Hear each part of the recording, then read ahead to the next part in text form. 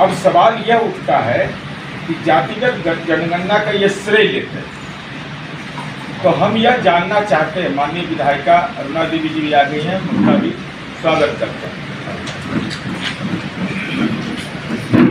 Party बनी हुई थी तब माननीय नीतीश कुमार जी ने पार्लियामेंट में भाषण दिया।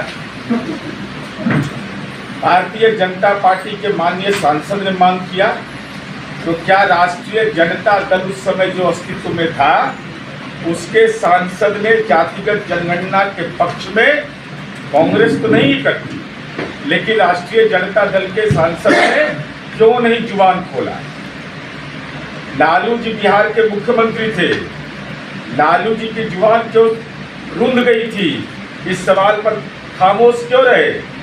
हम तो लगातार इस बात की मांग करते रहे, और हम लोग को जब बिहार में काम करने का मौका मिला तो जाति आधारित जनगणना का विधानमंडल में 2 बार प्रस्ताव पास हुआ, 2019, 2020, दोनों समय एनडीए की सरकार, माननीय नीतीश कुमार जी की सरकार।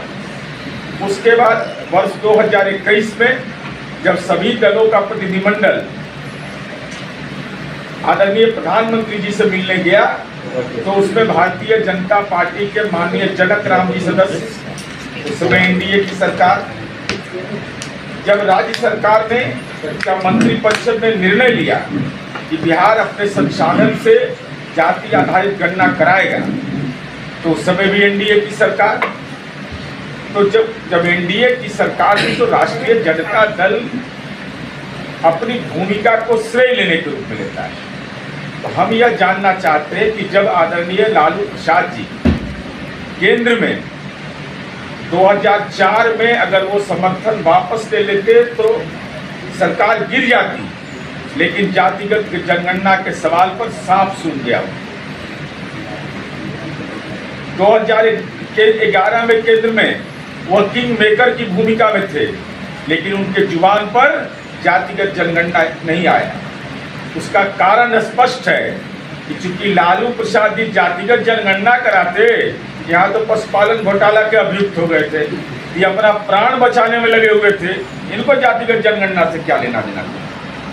तो लालू जी की पार्टी और तेजस्वी यादव का क्रेडिट लेते हैं, तो इसका क्रेडिट कौन लेगा? और हम लोगों ने जो गणना किया, वो गणना की पूरी प्रक्रिया आप जानते हैं, उसमें बताने की जरूरत नहीं है। कितना गणना कर्मी थे, कितना हमारे सुपरवाइजर थे, और 2 राउंड में उसको हमने किया। एक पहले हाउस होल्ड गिना सबका, उसके बाद उसकी सामाजिक आर्थिक स्थिति का अवलोकन किया, फिर हम लोगों ने नीति का निर्माण किया, फिर माननीय उच्च न्यायालय ने उसको निरस्त कर दिया, सुप्रीम कोर्ट में मामला गया। अभी मामला राज्य सरकार वहाँ पैरवी कर रही है कि जल्द से जल्द ये हो जाए, लेकिन देश के आधार पर जनगणना हो, या अगर बिहार में, और ये मेरा आरोप है सीधा, और इसका जवाब राहुल गांधी जी को देना चाहिए, तेजस्वी यादव को देना चाहिए, ममता बनर्जी को देना चाहिए। जब इंडी गठबंधन की बैठक हुई मुंबई में, तो माननीय नीतीश कुमार जी ने कहा कि पहला एजेंडा आप तय करिए राष्ट्रीय स्तर पर जातिगत जनगणना का। ममता बनर्जी ने विरोध किया और कांग्रेस पार्टी उसके समर्थन में रही और राष्ट्रीय जनता दल खामोश रहा। तब हमने नीतिगत निर्णय लिया कि हम उनसे बाहर आएंगे, और जातिगत जनगणना का जब इतिहास लिखा जाएगा तो यह लिखा जाएगा कि आदरणीय नरेंद्र मोदी जी के नेतृत्व में आजाद हिंदुस्तान में पहली बार जातिगत जनगणना निकली, तो वह बिहार से निकली, और वो एनडीए की सरकार के माननीय नीतीश कुमार जी के नेतृत्व में निकला। अब तरह तरह के कुतर्क दिए जा रहे हैं, तेलंगाना से तुलना किया जा रहा है। अरे तेलंगाना में 1 महीने के अंदर में कर दिया, और हमको 5 से 6 महीना लगा है। हमारे यहाँ 2,36,000 गणना कर्मी इसमें लगे थे, 35,000 सुपरवाइजर, उसकी बाज़ाब्ता ट्रेनिंग हम लोगों ने करवाई थी। तो हमारा कहना है कि आप अगर बिहार में क्रेडिट ले रहे हैं, तो कांग्रेस शासित प्रदेश या गैर भाजपा शासित प्रदेश में संवैधानिक व्यवस्था के तहत अगर बिहार में अड़चन नहीं था, तो दूसरे राज्यों में जाति सर्वे क्यों नहीं हुआ? जाति सर्वे होना चाहिए था, तो आपने क्यों नहीं किया? कोई बाध्यता तो नहीं थी, और केंद्र सरकार ने स्पष्ट रूप से कहा था कि भाई अगर राज्य अपने सीमित संसाधन से कराए तो किसी को कोई दिक्कत नहीं होगी। तो ये निश्चित रूप से, और हम यह जानना चाहते हैं इंडी गठबंधन के लोगों से कि आप अपना नजरिया साफ करिए। और जब इंडी गठबंधन से हम अलग हुए तभी जाप शुरू कर दी, तरह तरह की बात बोलने लगे कि कास्ट सेंसस होना चाहिए, और कास्ट सेंसस अगर नहीं, बिहार में जाति सर्वे नहीं होता कि कहाँ से पता चलता कि लालू यादव को पटना में 43 बीघा 12 कट्ठा 16 दूर जमीन है, 468 करोड़ की संपत्ति कोई पिछड़ा वर्ग का होगा, कोई दलित के पास है, कोई अल्पसंख्यक के पास है, और जमीन किसका लिखवाया? सब पिछड़ा का, अल्पसंख्यक का जमीन लिखवा लिया। 468 करोड़ की संपत्ति केवल पटना में है। तो ये जाति सर्वे माननीय नीतीश कुमार जी ने किया, तब यह पता चला कि इतना का संपत्ति इनके पास है।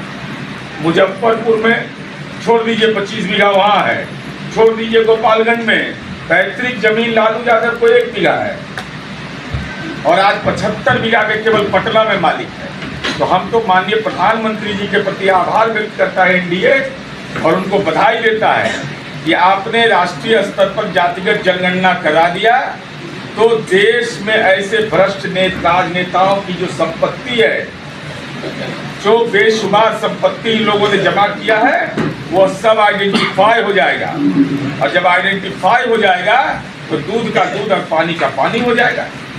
और कास्ट सेंसस ब्रिटिश काल के बाद लंबे अरसे तक नहीं हुआ, कि कलंक तो कांग्रेस और इंडिया को लेना होगा। हम लोग को काम करने का मौका मिला तो हम लोगों ने इस काम को किया है, और हम लोगों ने जो काम किया है उसके बारे में कोई प्रमाण देने की हमको जरूरत नहीं है। हम केवल यही नहीं किए कि 94 लाख परिवार को आइडेंटिफाई किया, बल्कि बिहार लघु उद्यमी योजना से उसको आच्छादित किया। उसके लिए प्रक्रिया हमने बनाई कि 2 लाख रुपया देने का जो अनुदान देने की प्रक्रिया है, उसकी एक प्रक्रिया है कि पहले हम उनको 50,000 रुपया देते हैं, फिर उनको ट्रेनिंग हम 3 दिन का देते हैं, फिर उनके मशीनरी के लिए उनको पैसा देते हैं, फिर उसके बाद उनको जो उसका ऑपरेटिव पार्ट है उसके लिए हम पैसा देते हैं। तो और कल्याणकारी योजनाओं के अलावा अगर छात्रवृत्ति मिल रहा है, वृद्धावस्था पेंशन मिल रहा है, या विभिन्न योजनाओं से आच्छादित है, तो उससे अलावा तो उनके जीवन स्तर को समाज के सारे तबके सन्निहित है। उसमें कोई भी अगड़ा हो, पिछड़ा हो, अति पिछड़ा हो, दलित हो, महादलित हो, अल्पसंख्यक हो, सब की हिस्सेदारी हम लोगों ने तय किया। तो ये हमारा जो नजरिया है वो सर्वांगीण विकास का है। तो हम जातिगत जनगणना कराने के लिए आदरणीय प्रधानमंत्री जी के प्रति, गृह मंत्री आदरणीय अमित शाह जी के प्रति आभार व्यक्त करते हैं। और बिहार से जो रोशनी ये चली वह देश के अंदर में फैल गया। यह देश के लिए, जनता के लिए भी एक सुकून है। और देश के संविधान माता डॉक्टर भीमराव अंबेडकर की जो प्रस्तावना है कि सबका विकास होना चाहिए, उस परिकल्पना को साकार रूप अगर किसी ने दिया तो केंद्र की सरकार ने दिया। यह हम उनके प्रति आभार व्यक्त करते हैं। अब माननीय सूर से पूरे बिहार में एक दिन विभिन्न जिला में पटना छोड़कर जिसे अगल बगल के पड़ोस के जिले को जोड़ते हुए 11 बजे और 2 बजे का हम लोगों ने पूरे बिहार में संवाददाता सम्मेलन आयोजित किया है। और संवाददाता सम्मेलन आयोजित करने का उद्देश्य है कि आदरणीय नरेंद्र मोदी जी की सरकार ने, राजनीतिक मामलों की समिति ने जातिगत जनगणना कराने का फैसला लिया। तो हम यह कह सकते हैं कि मोदी है तो मुमकिन है, नीतीश है तो निश्चित है। ये मैं बात इस संदर्भ में कह रहा हूँ कि जातिगत जनगणना इस देश में लंबे अरसे से मांग की जाती है, और लंबे अरसे तक कांग्रेस पार्टी भी सामाजिक आर्थिक जनगणना पर कोई ध्यान नहीं दिया। तो मैं आजकल श्रेय लेने का होड़ हो गया, क्रेडिट वार चल रहा है।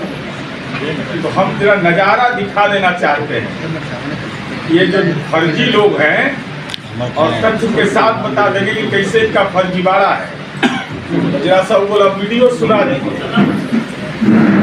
गोल जहां 27 वर्षों के सफर में 17,000 से भी अधिक छात्रों ने डॉक्टर एवं इंजीनियर बनकर भरे सफलता की ऊंची उड़ान, जहां साधारण छात्र भी असाधारण सफलता प्राप्त कर बना रहे इतिहास।